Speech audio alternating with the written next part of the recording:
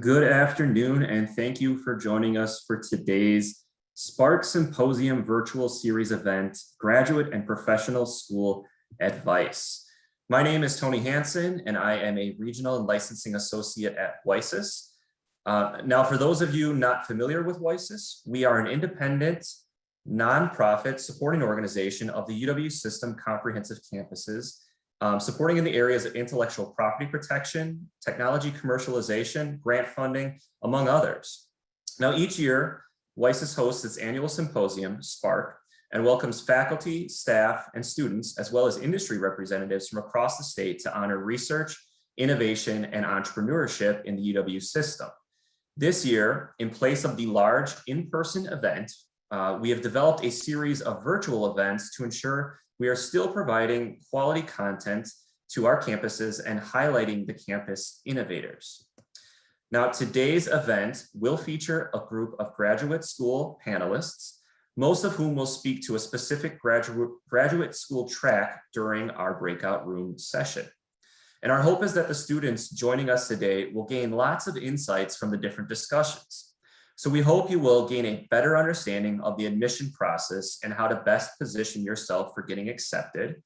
We hope you will develop an understanding of the life of a graduate student and how you can manage your academic responsibilities, but of course still have time for personal interests. And finally, we hope you will overall pick up some general advice and tips that will provide you with the tools you need to succeed. So at this time, I'd like to welcome our breakout room panelists for today's event. When I announce your name, if you could just provide a brief introduction of yourself, that would be fantastic. So to speak to the track of Education, Social Sciences, and Humanities Graduate School, I'd like to welcome Dr. Stephen Kircher. Hi, everyone. I'm Stephen Kircher. I'm a professor of history at the University of Wisconsin-Oshkosh, and I'm also the director of research and creative activity, which oversees primarily the undergraduate research program at our university. I'm a graduate of the University of Illinois as an undergrad, and then I did my graduate work in history and American studies at Indiana University in Bloomington. Great, thank you, Stephen. To speak to the track of law school, I'd like to welcome Jared Loiben. Yeah, so I'm Jared Loiben. I'm starting my second year of law school at the University of Wisconsin-Madison. I did my undergrad at the University of Kansas in the business school. I also passed the CPA exam, which if any of you are doing that as well, I could talk about that too, although that's a really miserable thing to be miserable test to study for. So I hope not, but yeah. Great, thanks, Jared. To speak to the track of the MBA School, I'd like to welcome Kelly Wolf.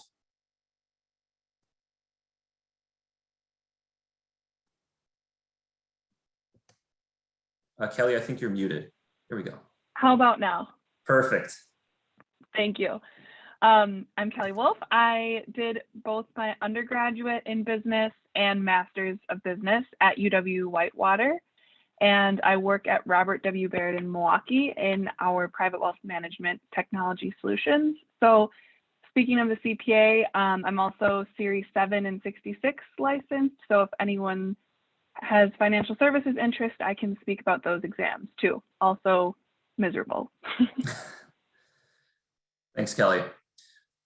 Joining us to speak to the track of medical school, I'd like to welcome Becky Duffy.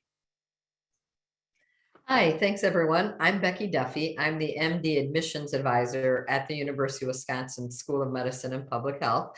I did my undergrad at UW-Madison and then worked in the not-for-profit sector for 14 years before I joined UW-Madison back in 2000 and joined the medical school then in 2010. So I can help with any questions you have about getting ready to apply to our medical school, what we're looking for. I can really only speak to UW SMPH because each medical school is a little bit different, but I will try to point you in the right direction. Fantastic, thanks. To speak to the track of STEM graduate school, first I'd like to welcome Akanksha Gurtu. Hello, I'm Akanksha. I did my undergrad from the University of Wisconsin, Green Bay, and currently I'm at the Medical College of Wisconsin in Milwaukee doing my PhD. So I'm doing the interdisciplinary doctoral program. Fantastic. And then also to speak to the track of STEM graduate school, I'd like to welcome Colton Leesacker. Hi, so I'm Colton Leesacker. I finished my undergraduate at the University of Wisconsin-Platteville in May of 2020, and I actually was a previous WiSys student ambassador, and now I am at the University of Kansas Medical Center. I just finished up my first year, and so now I'm going into my second year as a neuroscience PhD student. Thank you, Colton. And then to speak to the track of veterinary school, I'd like to welcome Cassie Van Hoof. Hi guys, I'm Cassie. I completed my undergrad degree at University of Wisconsin Parkside with a degree in biological sciences and a minor in chemistry. And I'm going into my second year of veterinary school at Michigan State University. All right, fantastic. And of course, thank you all for volunteering your time and joining us today. So I did want to provide an overview of the agenda for today's event. So we're going to start things off by heading into our breakout rooms first thing. The breakout rooms are divided by graduate school track. So once we open the breakout rooms, attendees will have the option of selecting which room they would like to join. And each room will have a WiSys moderator to help guide the conversation. But of course, we hope you students have come prepared with some great questions for our panelists. At the conclusion of the breakout room session, we'll reconvene here in the main room for a continued more general discussion with UW Green Bay graduate admissions recruiter, Morgan Theobald. So I believe we are ready to open the breakout rooms. Panelists and WiSys moderators, you have been pre-assigned to your rooms, and then attendees, you are free to make your selection. So have great conversations, everyone. Okay, then for our final discussion of the event, you may consider switching your view into speaker view to ensure you have the best experience for this next conversation. And you can find this option in the upper right corner of the Zoom window. Okay, so then I would now like to welcome Morgan Theobald. So Morgan graduated from UW Green Bay with a Bachelor of Science in Communication and Business Administration in 2017. After a brief hiatus from higher education, she did return to UW Green Bay as a student service specialist in the areas of admissions, academic advising, registration, and financial aid, and spent the next 3.5 years there. And then so while working full-time, she then completed her Master of Science in Education with a focus on Student Affairs Administration from UW La Crosse. And then in February of this year, Morgan was brought on as UW Green Bay's first graduate admissions recruiter. So thank you for joining us, Morgan. Thank you so much for having me. So first off, could you tell us a bit about your role as a graduate admissions recruiter? Yeah, of course. So as Tony mentioned, I work at UW Green Bay. This is a brand new position for us. At UW Green Bay, we are rapidly growing. We're adding multiple different graduate programs each year. And so I really kind of oversee and help students start their journey in graduate school. We have 14 different master's degree programs here and 1 doctoral program, and then we have 5 graduate certificate programs. So my job is to kind of help students find the right fit, the right path, whether that's at UW Green Bay or anywhere else. So I also meet with our current undergraduate students at UW Green Bay if they're interested in kind of learning more about what graduate school is and maybe kind of where to start in their journey and what to look for in graduate programs and how to apply and things like that. So I'm kind of a sounding board for our current students as well when they just need some advice on kind of where to get started. Oh, great. Well, thank you for being here again. And I'll mention to our student attendees, we do have some prepared questions for Morgan, but if there are specific questions that you'd like to ask her, please enter those into the chat feed, and then we'll do our best to get to your question either during the conversation or toward the end. Okay, so Morgan, first question, I guess, is what advice would you give to students when they're crafting their personal statements or perhaps in securing letters of recommendation? You know, how can they ensure that the letters of recommendation will strongly support their application? Yeah, so I'll start with personal statements, which is kind of, if you don't already know, the essay portion of your application. This might look different for every program. Different programs have different prompts that they might want you to answer. Obviously, you want to tailor your personal statement to the experiences you've already had, as well as like program outcomes, things you're looking forward to in the program, maybe what you want your career path to be, whether going through the program or what you're interested in focusing on after. So if there are already prompted questions for you to answer, make sure that you really develop your statement around those questions. Some will have word limits, so kind of make sure that you watch that.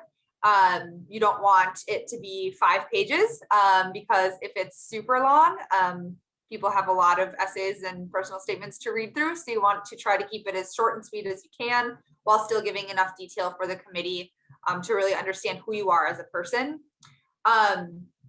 One thing that's really important is making sure articulating why you chose the program you chose to apply to, why that program, and how do you see yourself being successful in that area. And then if it's a research program, maybe what your research interests are.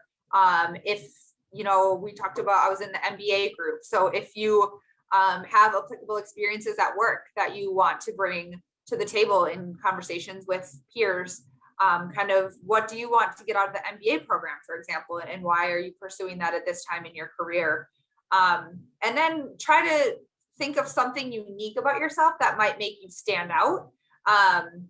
So whether that's a unique experience that you've had, maybe you've had lots of involvement in lots of different areas that kind of makes you a jack of all trades, then really make sure to highlight that. And don't really use generalized statements. Try to use more specific examples if you can. In terms of letters of recommendation, make sure that you're selecting people and asking people who know enough about you to write a detailed letter on your behalf. So you don't want someone who's going to be very general and just be like, oh, Morgan's a great student. That's great, but you want them to actually speak to the experiences that you're also talking about throughout your personal statement, maybe that are in your resume, and things like that. So make sure that you discuss ahead of time with your reviewer what you're planning to put in your application. Maybe send them your personal statement, send them your resume, and say, these are the things I want to highlight, so that they can do the same and really reiterate what you're saying in their letter of recommendation. That'll strengthen your application for sure. If you are able to, selecting different professionals or faculty from the field in which you are pursuing, those are kinds of the best types of references, because not only can they speak to your experiences and you as a person, but can also say what you'll bring to the program and to the field as a professional after. So maybe if you can, select recommenders that are familiar with you as a professional in different contexts, so they can speak to how you work in teams, and possibly how you work in like an independent research area, things like that. Some institutions for letters of recommendation have forms that they want you to fill out. So kind of look for that. Do they want a traditional letter? Or is there a form that they would prefer you fill out? I know for some of our programs, we have letter of evaluation forms that are kind of like a survey that your recommender will fill out. I know UW-Milwaukee does that for some of their programs as well. So just kind of look to see what exactly the school is looking for in terms of the letter of recommendation.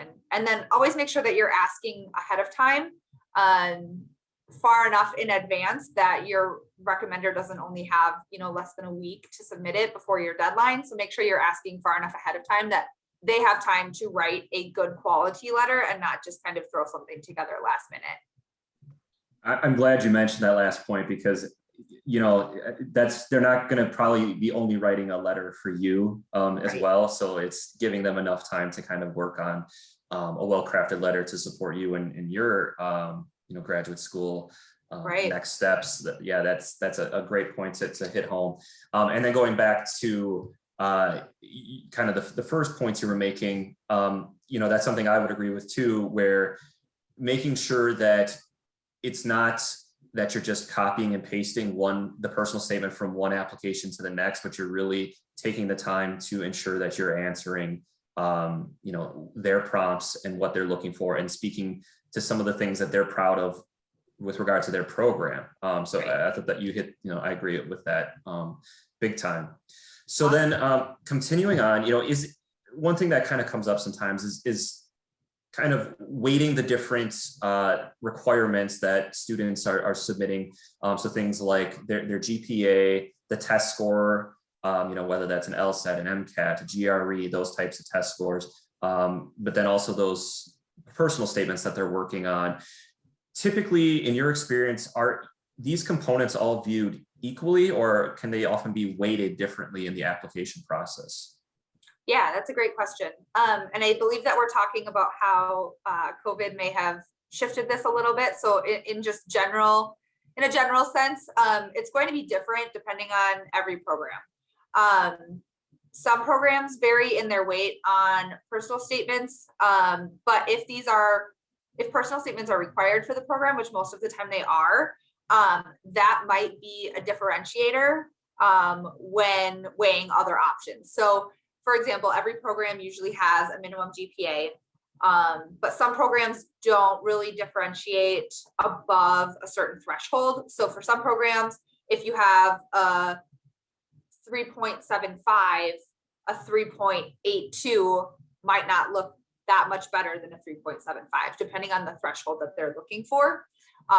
So after, if they're looking at a ton of applications and they have a ton of students between a 3.75 and a 3.85, a personal statement might kind of be the tiebreaker in that scenario, since those are all good GPAs, all good students.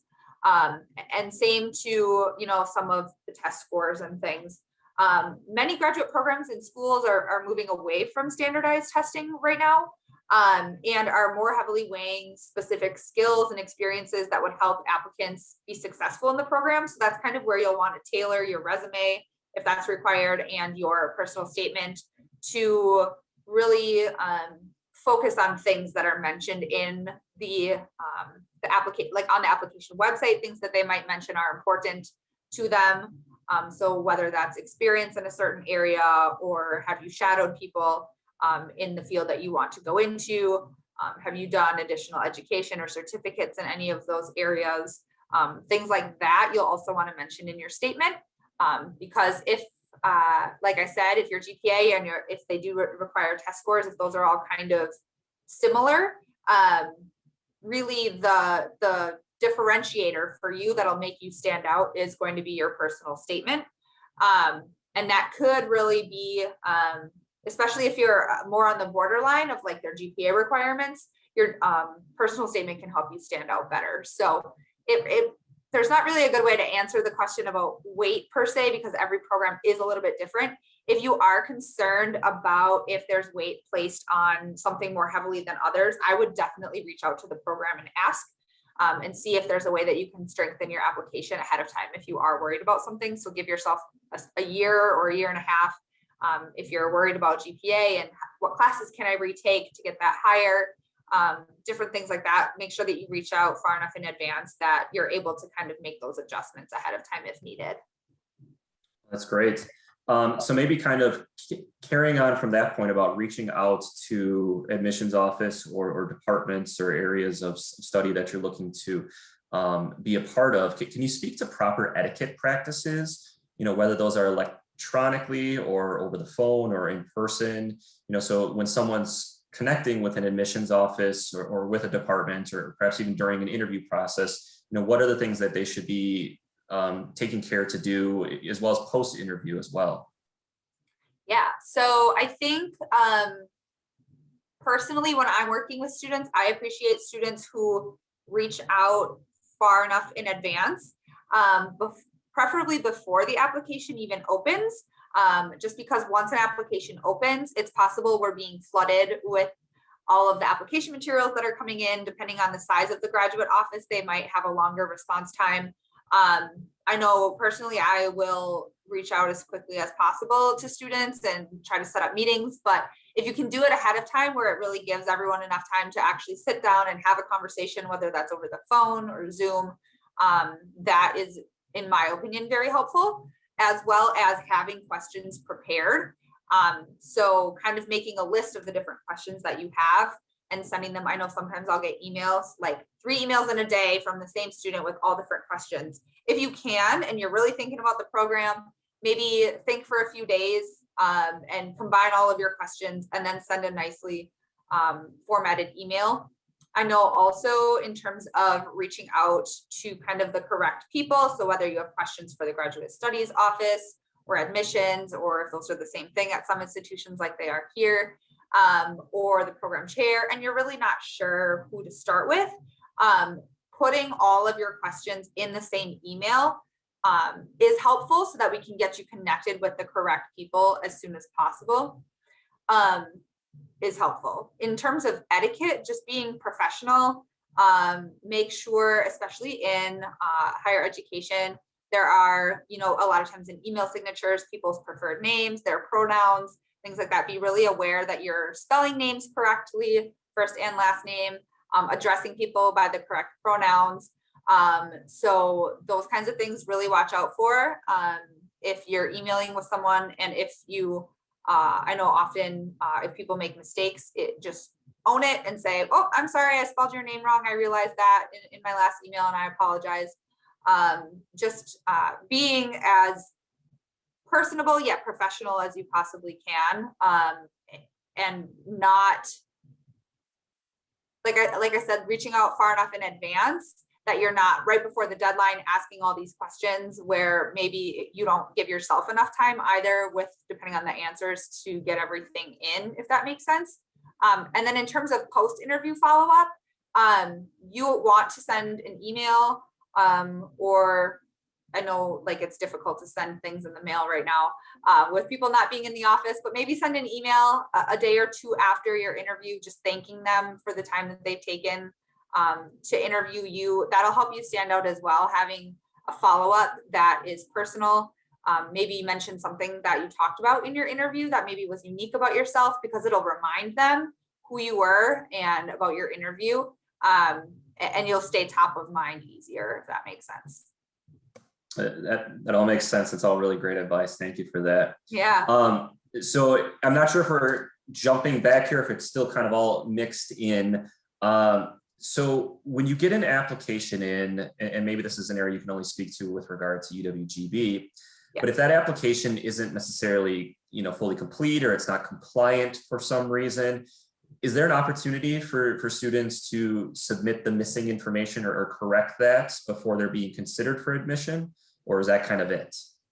Yeah, that's a great question. So I personally can't really speak to other institutions just because I haven't worked in their offices as much, but at UW Green Bay, and I would imagine it's similar, at least through the UW system, we follow up with applicants regularly to let them know what they're missing in terms of their application. So some universities, and I know all of the universities that use the UW system application, have something that when you submit your application, you can download a document that outlines all of your next steps. So maybe what else you have to submit, kind of what the next steps are in terms of timeline, of when you'll hear back, all of those kinds of things. So watch for that when you hit submit, and don't just close out right away. See if there's something that kind of points you to what's next in the application process. Always make sure that you're checking the program website to see what their application materials are, what they require, and just kind of make a mental checklist for yourself of things that you need. We have checklists that students actually log into a system to view. So we always just recommend, if when you submit your application, there is a way to check your checklist, checking it every couple of days to make sure that you're not falling behind in submitting things. Because typically if you're missing something and your application is not complete, it will not be sent for review by the admission committee. So just making sure that you're checking that if that's an option. Otherwise, you can always email the admission office or whoever the application is going to, depending on the program. That should be on the website. So for me as the recruiter, I'll have students email me and say, hey, I know my transcript was sent. Can you please just verify that you've received it? And I'm more than happy to check if there's ever a question as to if someone's missing something for their application. You want to submit your application well in advance of the deadline, because it can take a few days to process everything, and transcripts might take a few days to arrive. You know, you want to ask your letters of recommendation to write those and send those well in advance so that you make sure you're not applying and kind of pushing that deadline, because if something arrives late, you might not be sent for a review and you might have to wait until a future term to get started. So also you'll want to kind of make sure that your application is in before other important deadlines. So I know in a couple of the other groups we were talking about assistantships. And so for some of those, you might have to have your application in earlier than what the actual application deadline is in order to apply for the assistantship. So if the application closes in March for a summer start date, for example, and the assistantship closes in February, the assistantship application closes in February, you'll want to make sure that you apply well before that February date so that you make sure that you're admitted and can apply for that assistantship as well. You also just want to make sure you have enough time to file a FAFSA if you want financial aid, apply for scholarships, register for your classes, order your books, all of that. So I would just always push to submit the application as far in advance as possible, and then feel free to check in if you have questions on if your application is complete or not. That's great. So keep an eye on your deadlines. Yep. Submit early Yep. if possible. And before you hit that, do some double checks, maybe some triple checks to make sure everything's as it should be. Right. Make sure that you're really looking to see what's all required, and maybe try to have that prepped in advance of even submitting your application. So updating your resume, contacting your letters or your recommenders for all of your letters, figuring out how to order your transcript and looking at that ahead of time. Just being ready by the time the application opens. That's great. So we're starting to get close to the end of our time, but I did want to cover this question. I think this is an important one, and something you and I talked about, in advance of today's event. Students are not sure necessarily when they're starting to look at graduate school, which program that they might maybe want to apply to. Maybe they're thinking about a couple different programs, a couple different tracks. So if a student is looking at maybe multiple schools or even multiple degree options within a school or modalities such as course-based, research-based, internship-based, how might they narrow their options down to ultimately make a decision? Yeah, that's a great question. And I think that this is where the power of networking comes in. So if you know what your end goal is, what you want to do for a living after you're done with your graduate program, find somebody else in that job and ask how they got there. Ask what they would do different if they could change the educational path that they took. Talk with the different programs. Find out what the career outlook might look like for each of the different programs, what the requirements are. If you are coming straight out of your undergraduate degree, maybe you'd be more likely to do, an in-person or a more full-time option, versus if you have a family and a full-time job, can I do it part-time? Can I do things online?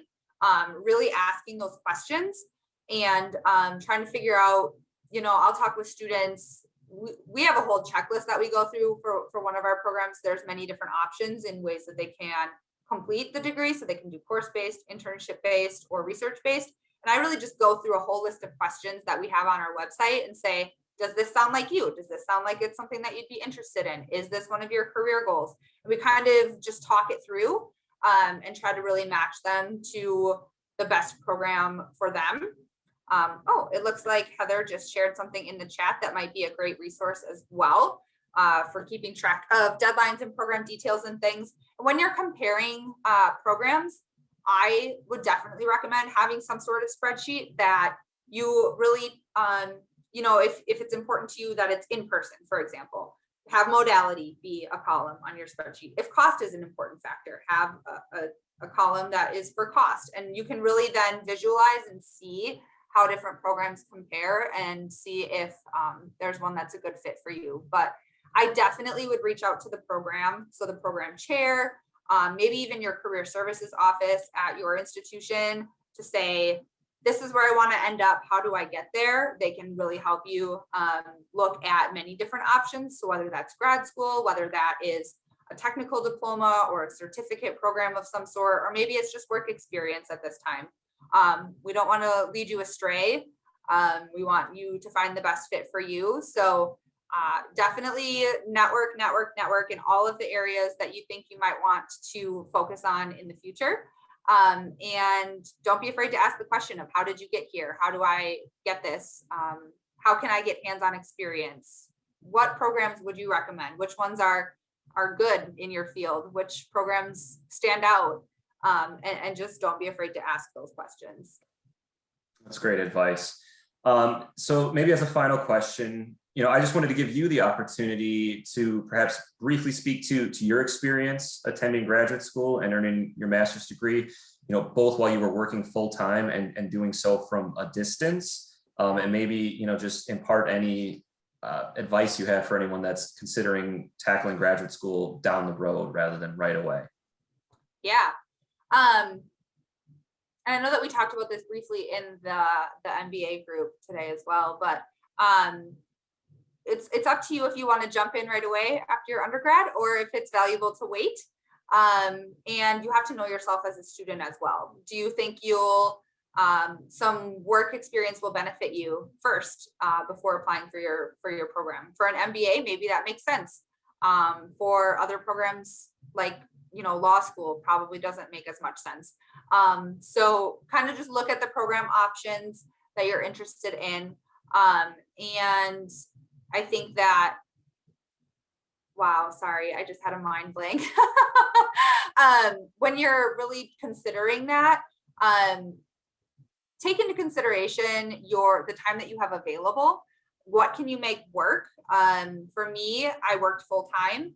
So my nights and most weekends were consumed with doing schoolwork because of the program that I was in. So being disciplined and knowing kind of what you can handle and what you can't,